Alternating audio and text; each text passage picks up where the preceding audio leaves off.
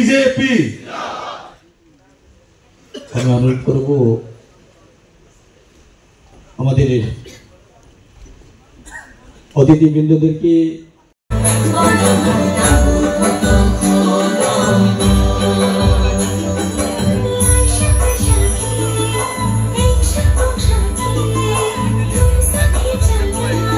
আমরা সঙ্গীত শুনতে চাইছি। অনুরোধ দিদি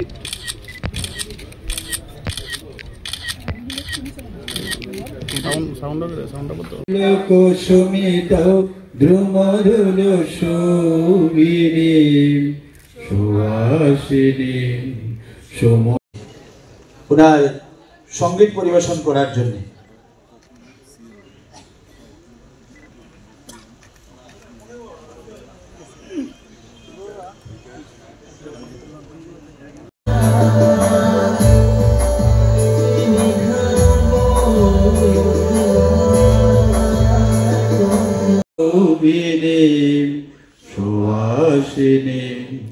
সুমধুর ভাষিণী সুখদাং বরদং মাতরম বন্দে মাতরম।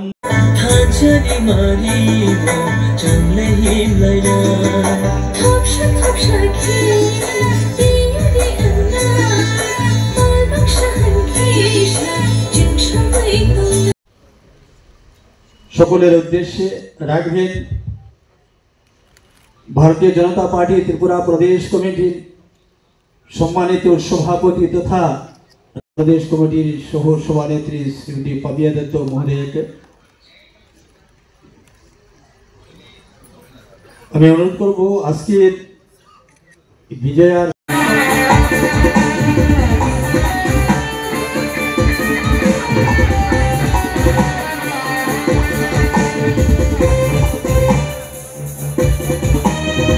মন্ত্রী শ্রী বিকাশ দেববর্মা মহোদয়কে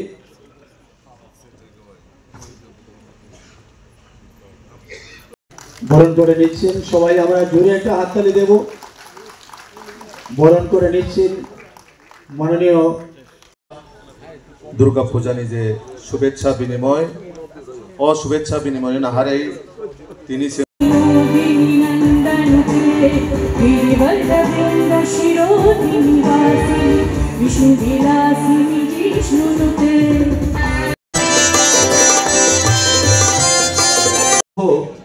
শ্রদ্ধেয়।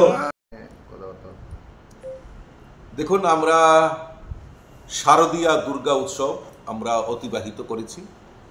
আমাদের এই রাজ্যে সবচেয়ে বড় উৎসব, জাতি জনজাতি সকল অংশের মেলবন্ধনের যে উৎসব, সেটা হলো শারদীয়া দুর্গা উৎসব। এই শারদীয়া দুর্গা উৎসব আমরা অতিবাহিত করেছি। তার শুভেচ্ছা বিনিময়ের জন্য আমাদের সকল স্তরের কার্যকর্তাদের আমরা এখানে আহ্বান করেছি। আমাদের মণ্ডল সভাপতি, জেনারেল সেক্রেটারি থেকে শুরু করে জেলা, আমাদের যারা স্টেট এক্সিকিউটিভ মেম্বার, অফিস বেয়ারার, এমএলএ এবং সমস্ত মোর্চার যারা কার্যকর্তা, তাদেরকে এই সম্মেলনে আহ্বান করা হয়েছে। এই সম্মেলনের মাধ্যমে যে আমরা এই শারদীয়া দুর্গা উৎসবকে অতিবাহিত করেছি এবং নির্ভেজাল আমরা শারদীয়া দুর্গা উৎসবকে আমরা যে অতিবাহিত করেছি তার জন্য শুভেচ্ছা বিনিময় আমরা করব। তার পাশাপাশি আমাদের সাংগঠনিক যে কাজকর্ম, আমাদের বিভিন্ন ভাবে আমাদের কেন্দ্রীয় প্রকল্পে, আপনারা ইতিমধ্যে জানেন আমাদের দেশের যশস্বী প্রধানমন্ত্রী নরেন্দ্র মোদীজির নেতৃত্বে জিএসটিকে হ্রাস করা হয়েছে এবং আমাদের দেশের প্রধানমন্ত্রী আহ্বান করেছেন যে ভোকাল ফর লোকাল, হর ঘর স্বদেশী, সেই যে কর্মসূচি, মানুষের মধ্যে অ্যাওয়ারনেস, মানুষের কাছে যাওয়া, সেইগুলি নিয়ে এখানে বিস্তারিত আলোচনা হবে। আমাদের মাননীয় প্রভারী ডক্টর রাজদীপ রায় এখানে উপস্থিত থাকবেন, আমাদের রাজ্যের মুখ্যমন্ত্রী প্রফেসর ডক্টর মানিক সাহাজি উপস্থিত থাকবেন, বিভিন্ন মিনিস্টাররা উপস্থিত থাকবেন, আমাদের সংগঠন মন্ত্রী আদরণীয় রবীন্দ্র রাজুজি এই আমাদের শুভেচ্ছা বিনিময় অনুষ্ঠানে উপস্থিত থাকবেন এবং কার্যকর্তাদের উদ্দেশ্যে ওনারা যে সাংগঠনিক বার্তা সেটা দেওয়ার জন্য এখানে উপস্থিত করা হয়েছে। আন্দোলনের মধ্য দিয়ে মঞ্চে উপস্থিত আমাদের সরকার আসার পর 29 মাসে আমি 29% দিয়েছি। শুধু তাই নয়, এরপরে আবার দিয়ে এখন 36%। বারবার আমাদের একটা চেষ্টা যে আমরা যাতে সেন্ট্রাল যে ডিএ আছে তার থেকে কতটা গ্যাপ আমরা কমাতে পারি। এখন 22%-এর মতো গ্যাপ আছে। আগে যদি ইতিহাস দেখেন আপনারা দেখবেন কত গ্যাপ থাকতো আগে। আমরা সেটা চেষ্টা আছে। আমাদের 7 পে কমিশন, এখন আমাদের নতুন করে যে 15 ফাইন্যান্স কমিশন তারা এসছেন, 16 ফাইন্যান্স কমিশন নতুনভাবে করেছে, আমরাও সেটাভাবে করছি যাতে করে এই জিন্দাবাদ জিন্দাবাদ না করতে হয়। আগে তো কথায় কথায় মানে জিন্দাবাদ জিন্দাবাদ করতো। আমাদের সরকার আসার পর 2018 থেকে এখন পর্যন্ত শুধু সরকারি চাকরি আমরা 20,000-এর উপরে আমরা অলরেডি দিয়ে দিয়েছি। তো সেইগুলো আমরা দিচ্ছি, এগুলো তো বলতে হবে। আর অন্যভাবে তো যে বিভিন্নভাবে যে চাকরি আছে আপনারা জানেন যে কতগুলো কন্ট্রাকচুয়াল চাকরি আছে, অন্যভাবেও চাকরি আছে।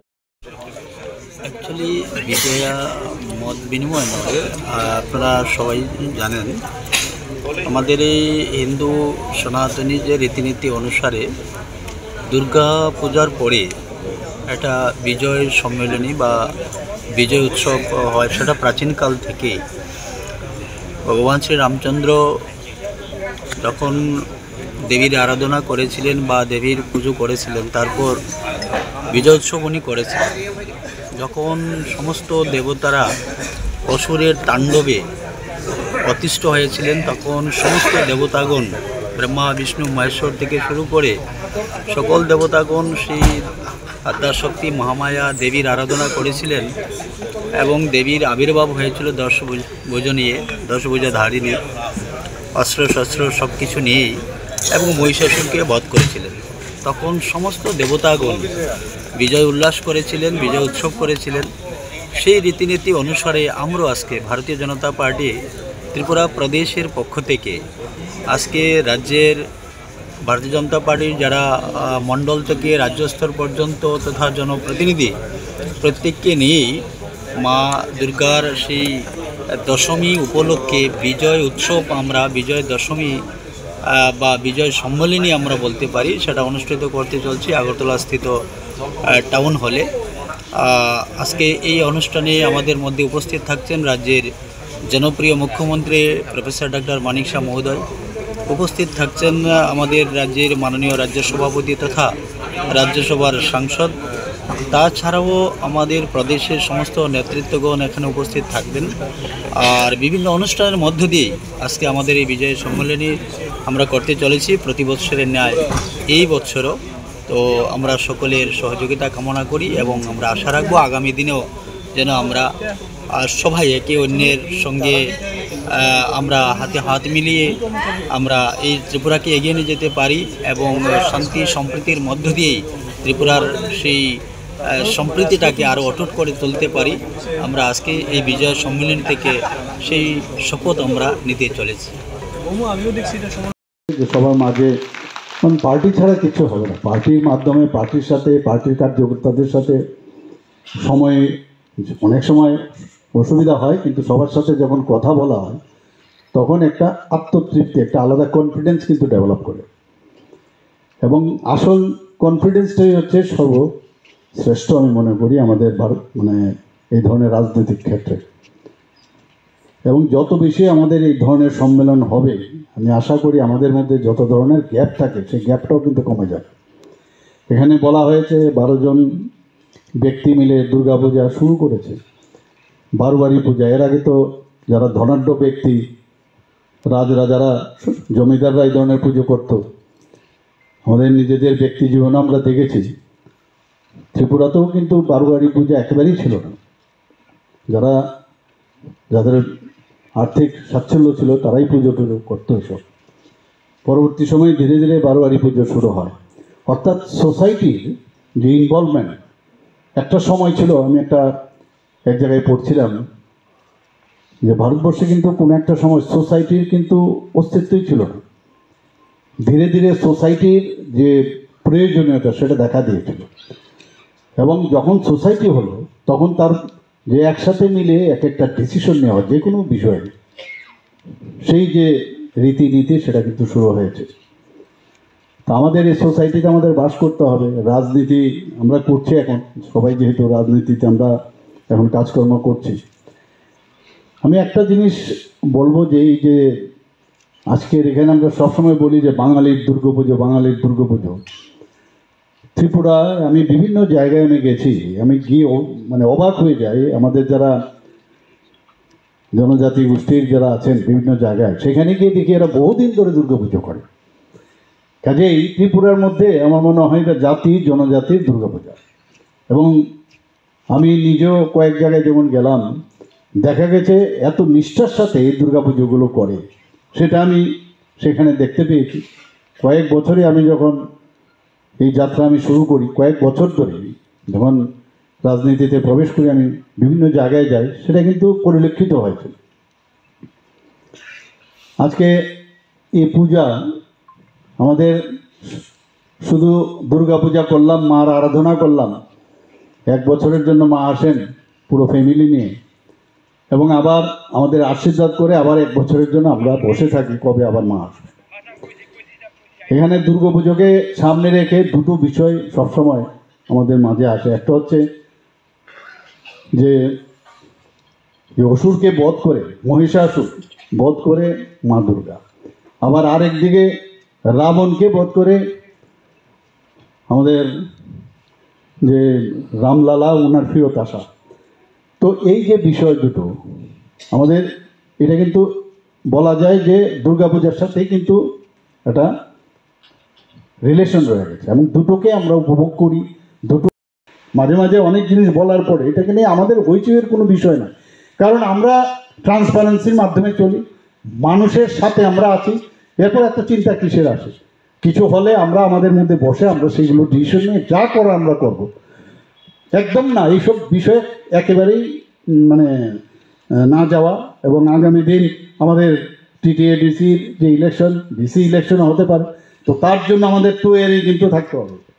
আমরা আমাদের মতো চলবো, আমরা কারোর এগেনস্টে বলবো না, কিন্তু মানুষের যা প্রয়োজন তার জন্য মানুষকে দেওয়ার ক্ষেত্রে যে লাস্ট ব্যক্তি, যেটা আমাদের প্রভারীজি বলেছেন যে লাস্ট মাইল অব্দি যে ব্যক্তি, মাননীয় প্রধানমন্ত্রীজি যা করছেন সেটা ভাবা যায় না।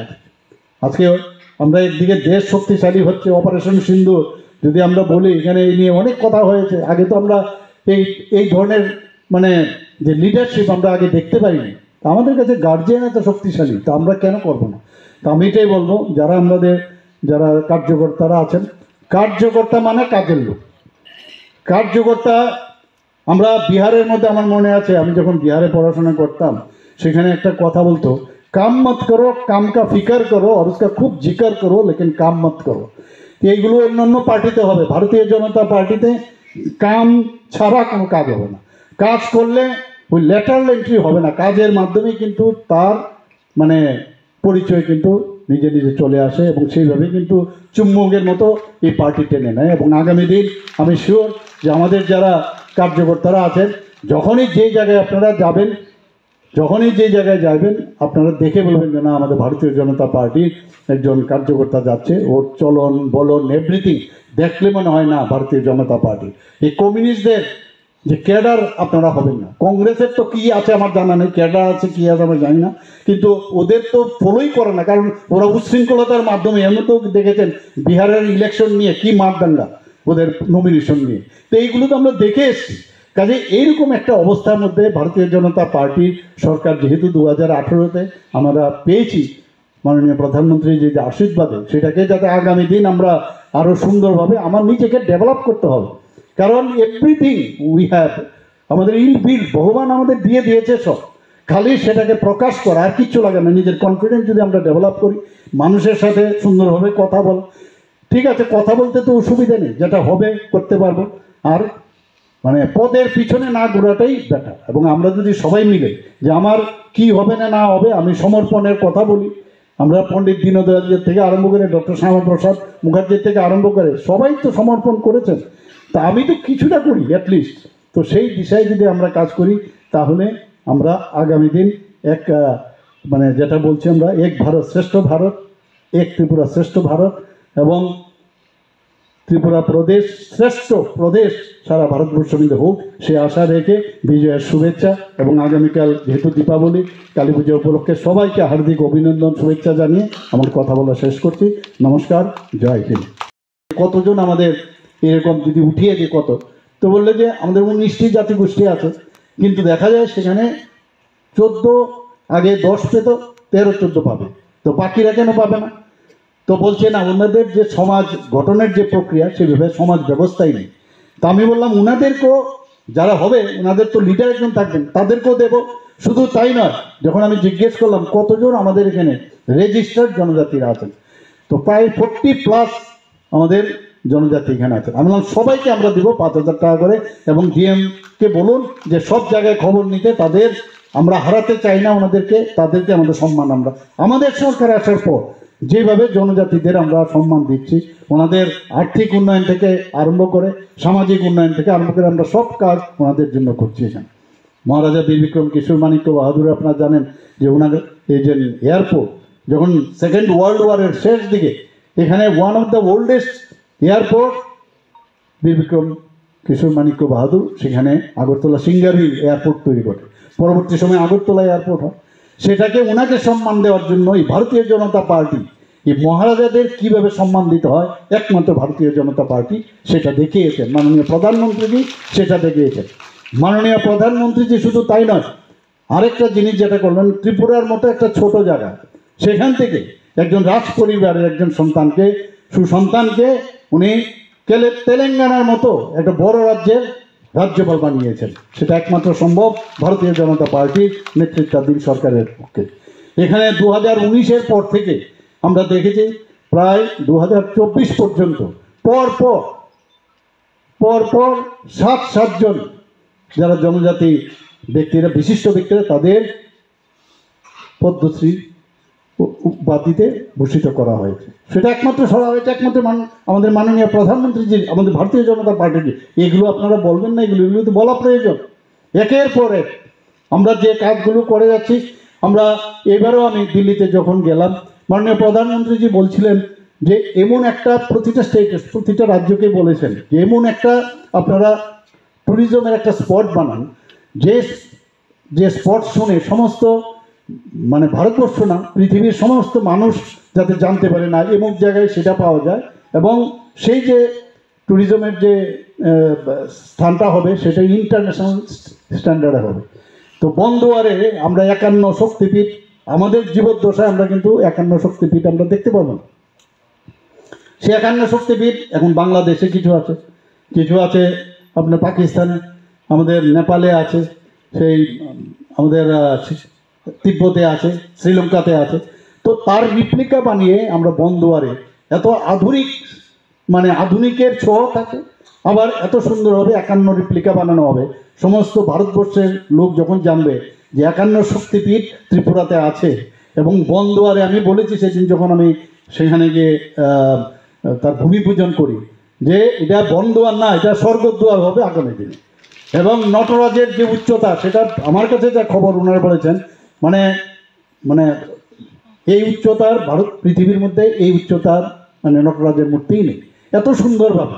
তো আশা করি আমরা একের পর এক চেষ্টা করছি। 59 নিয়েও এবারও আমি কথা বলেছি কীভাবে এখানে, কারণ আর্কিওলজিক্যাল সার্ভে অফ ইন্ডিয়ার কিছু প্রতিবন্ধকতা আছে, সেটাকে কিভাবে করা যায়। আমি দিল্লি থেকে এই কাজগুলো আমি করেছি সেগুলো, এবং ওনারা শুনেছেন এবং এগুলো করবেনও। আমি জাতি জনজাতির যে মেলবন্ধন আমরা এই পুজো উপলক্ষে, বিজয়া শুভেচ্ছা উপলক্ষে, সেগুলো আরও সুদৃঢ় হোক। আমরা আগামী দিন বিভিন্ন বিষয়ে আসে মাঝে মাঝে সোশ্যাল মিডিয়াতে, আমার পূর্ববক্তারা যেভাবে বলেছেন